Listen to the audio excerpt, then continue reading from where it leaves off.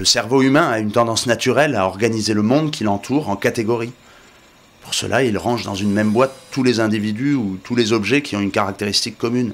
Par exemple, tous les animaux qui ont des plumes sont classés dans la boîte des oiseaux. Ça, c'est la catégorisation du monde, normale et utile, à ne pas confondre avec les stéréotypes.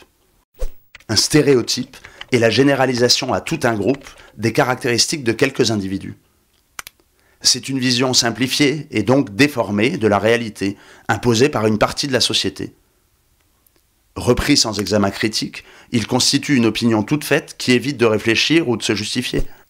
Nous sommes tous porteurs de stéréotypes, à force de les entendre, de les lire ou de les voir. Les filles seraient ainsi sous-représentées dans les filières scientifiques.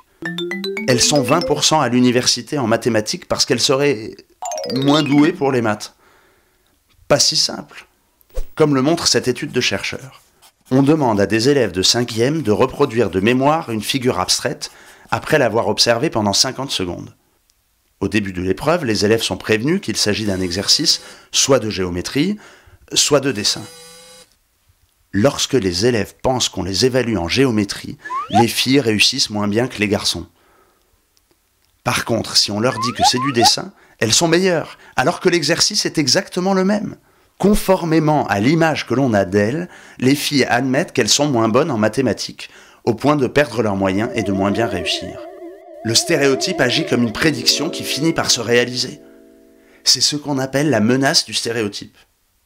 Des études comparables existent pour les garçons dans des domaines soi-disant féminins. Ce processus s'applique à toutes les catégories d'individus réduits à leur stéréotype. Il faut donc prendre garde aux stéréotypes, qui déforment la manière dont on perçoit les autres, et aussi la façon dont on se voit soi-même. Une partie de vos choix d'orientation relève de la reproduction de ces stéréotypes. Il faut les décrypter et les déjouer, pour qu'en matière d'orientation et de carrière, il n'y ait pas de fatalité.